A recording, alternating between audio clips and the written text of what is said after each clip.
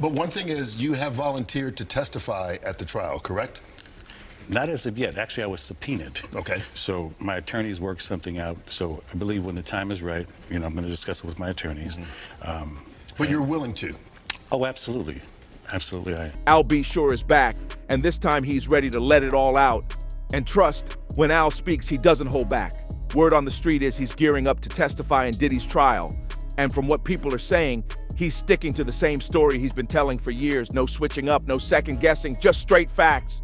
Now, if he really does take the stand, this could be a major blow to Diddy's image, especially since the trial is already turning heads. And let's be real, Al's been vocal for a minute, so the courtroom might be in for some serious jaw-droppers. But wait, there's more. Al's not just talking about Diddy, he's also dropped fresh tea about Kim Porter. Many, many years ago, I posted some information that was, basically trying to save my life. And thank goodness to my ex, the wonderful Kim Porter, the late Kim Porter, who, kind of warned me all along the way to, just kind of watch your back, so on and so forth. And I didn't understand why. Because of Diddy. Before Kim got with Diddy, she was actually with Al B. Sure, and they share a son, Quincy. But that's not all. Kim herself once said that she was the muse behind Al B's hit song, Forever My Lady. Now that's iconic, but this ain't just drama. This is history coming back with receipts. Al B sure dropped a bomb when he revealed that he and Kim Porter were actually married. Yup, you read that right, married. He let this slip during an interview with Fox Soul, where he explained that he's not caught up in chasing clout or likes. Every time I post something, I forget. It's me, I'm a grandfather. My concern is not being popular and trying to get numbers and likes. That's not what I do, he said. But then he casually added, I posted something the other day talking about my ex-wife. Yeah, I said it, my ex-wife, Kimberly. And just like that, jaws dropped. Nobody even knew they were married because they kept it completely under wraps. Even after splitting, Al and Kim stayed cool with each other. No beef, no drama, just respect. But let's not forget, Al has never been quiet about the weird stuff surrounding Kim's passing. He's been saying for years that something didn't sit right. And when that alleged book from Kim surfaced, people went wild. The supposed diary entries painted a twisted picture, and headlines started flying. One from Extra read, Diddy's late ex, Kim Porter, revealed his twisted secrets and alleged diary entries. As soon as that dropped, Al hit Instagram and fired back with a cryptic caption, 2009 through 2018, y'all said, Al B sure has lost his mind. Looks like he was trying to tell folks something all along. People tried to shut Al B sure up, straight up told him to sit down when he kept repeating what he says he heard word for word from Kim Porter before she passed. He claims she warned him out of desperation, telling him to watch his back. But instead of getting support, folks dismissed him. They said things like, somebody get Al some medical help, he's lost his mind. That's what they were saying. Then in March 2024, Al shook things up even more. He hinted that Diddy had something to do with the coma he fell into back in 2022. Yup, he really said that. And to top it off, he announced he's working on a documentary that's supposed to be so explosive, it'll shock the world. That's a bold promise, so people are definitely watching closely. But the thing is, Al's been trying to sound the alarm for years. Back in November 2021, he made a wild claim that before Kim died, she was scared. Like, really scared. He said she was running from someone or something, and that he even told her to hit up the FBI for protection. Not long after dropping that post, though, Al suddenly changed the caption. He removed the FBI part and instead wrote that Kim was running a marathon. Fans didn't miss that switch up, and it raised even more eyebrows. And when Al talked about how he found out Kim had passed, it hit deep. He wrote, I just found this footage from the morning I learned of at Lady KPS, aka #sign Kim Porter's death, and how it ripped the soul from my physical body. That pain still echoes today. Al B sure didn't hold back when he said straight up, Kimberly didn't just check out all of a sudden over pneumonia, that's some BS. Really? That's when things got real messy. He admitted, this is where I get in trouble. But he went ahead and tagged Diddy directly in the post, like, no dodging this. He wanted to make sure Diddy saw it loud and clear. Al pointed out that not long before Kim passed, they had just celebrated their son Quincy's big new deal and Christmas special with Netflix. According to him, Kim was glowing with health, laughing, chilling, even watching Al and Diddy share a moment at the theater. She was in fantastic health, he said. It didn't make sense to him at all, and he made that crystal clear. Now Al's back repeating the same things, but this time he's putting it in print. He announced a full-blown tell-all memoir titled, "Do You Believe Me Now?" dropping this fall. He promises to spill every detail of his journey, including deep truths and what really went down between him and Diddy, and it gets even heavier. Al's claiming that Diddy and his circle might have had something to do with the multi-organ failure he suffered. He even says there was a bounty on his head. That's wild. He also revealed how much pushback he got when he first spoke up. But now, he's been subpoenaed, and he's ready to talk. Al says he's standing on truth, not clout, not money, just realness. And he's not backing down. Look, Al B sure isn't just pulling stories out of nowhere. There's real mystery around Kim Porter's death that still hasn't been explained. For starters, there were reports of blood found on Kim's pillowcases, and even a faint trail of blood on the bedroom floor leading straight to the bathroom. That right there raises all kinds of red flags. And get this, Kim wasn't actually found in her bed like some reports made it seem. According to info out there, she was discovered lying on the bathroom floor. So if anyone said she was peacefully in bed, someone may have moved her there. That sounds way too suspicious. Now here's the kicker. Word is the first coroner who handled Kim's autopsy suspected foul play. They reportedly found an unusual amount of a certain toxin in her system that didn't add up. That's when things started getting real murky. And there's more. Kim's last phone call was supposedly to 911 at 2:43 a.m., but somehow she wasn't found until 11 the next morning. That's a huge time gap, and nobody's been able to explain it. To make it even messier, reports popped up saying Kim's family started looking into legal action against Diddy.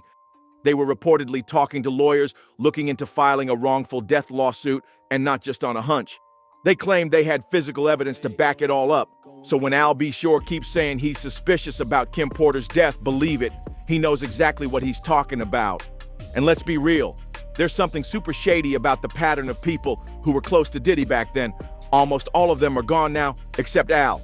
Kim wasn't just anyone. She was there from day one at Uptown Records, working as Andre Harrell's personal assistant.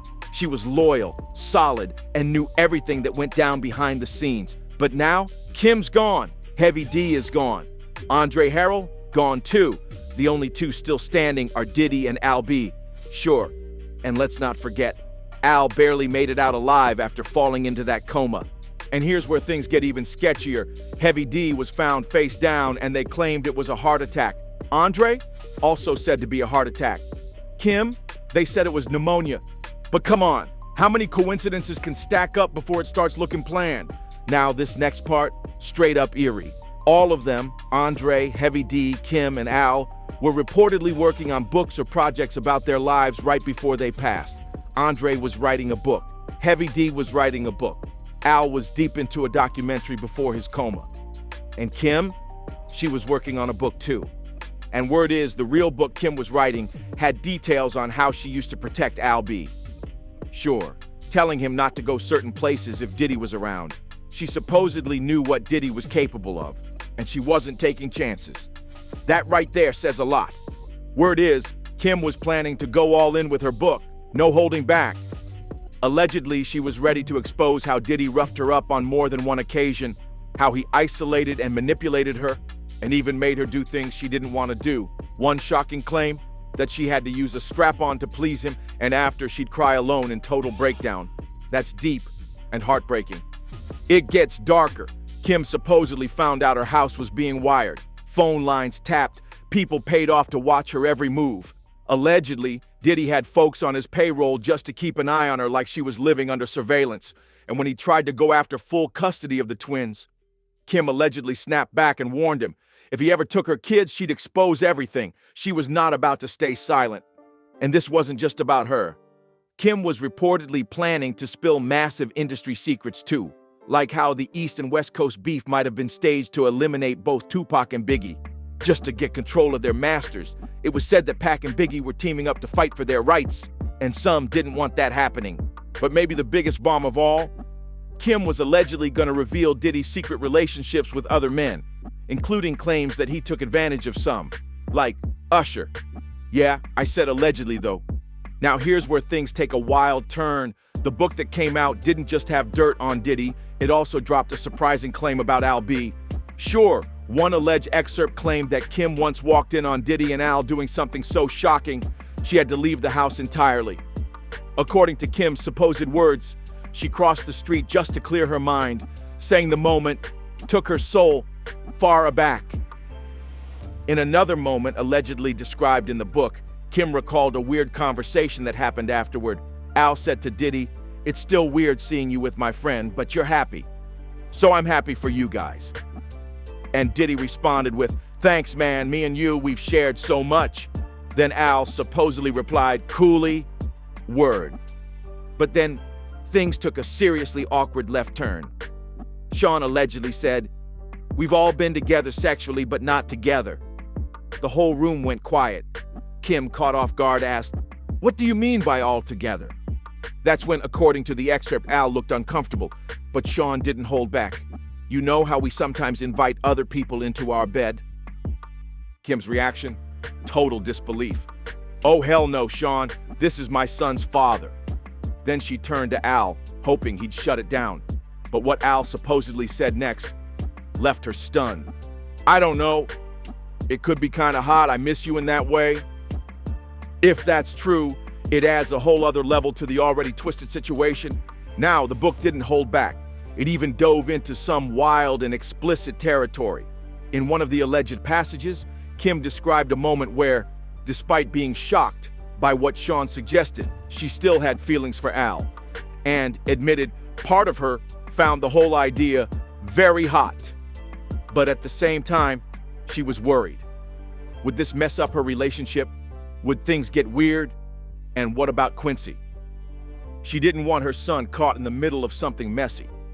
So, according to the excerpt, she asked both men, "Are you sure?" She then wrote that the idea of both of them being with her at once ran through her head. Yeah, she knew it'd be awkward. Some bumping around was bound to happen. But nothing prepared her for what actually went down. What followed, she said, was beyond anything she could have imagined. Now let's be clear. Al B. sure has strongly denied all of these claims. He came out swinging, said the entire story was fake, and even threatened to sue. He made it known he wasn't playing about protecting his name. Still, some folks are side-eyeing Al. They say he sometimes comes off more focused on himself than anything else. Like, right after Quincy dropped a heartfelt statement asking people to stop pushing conspiracy talk about Kim's passing, saying it was causing emotional pain for him and his siblings, Al was out here posting cryptic and confusing stuff. And in the post about his upcoming memoir, instead of really addressing the sensitive stuff in the alleged book, he seemed more mad that his name got dragged into it. To some, that looked straight up selfish, like the focus wasn't where it should have been. And to make the whole situation even messier, Al was out here questioning why Quincy would still be following the very man who, according to Al, put his hands on his mother. Yeah, he actually said that out loud for the world to see. That had people divided. Some said Al was just speaking facts, while others started questioning his motives, saying he might be stirring the pot for attention. So, yeah, not everyone's convinced Al is in this for the right reasons. There are folks who straight up say they don't trust him. But let's be real. If he actually takes the stand, people are watching hard. The big question is, what's he gonna say? Is he gonna finally spill more about what really happened to Kim? Or maybe drop shocking details about his own near-death experience? Whatever it is, you already know it's about to be juicy. Now, while we wait for all this to unfold, tell me, what do you think about Al stepping up to testify? Let's talk about it.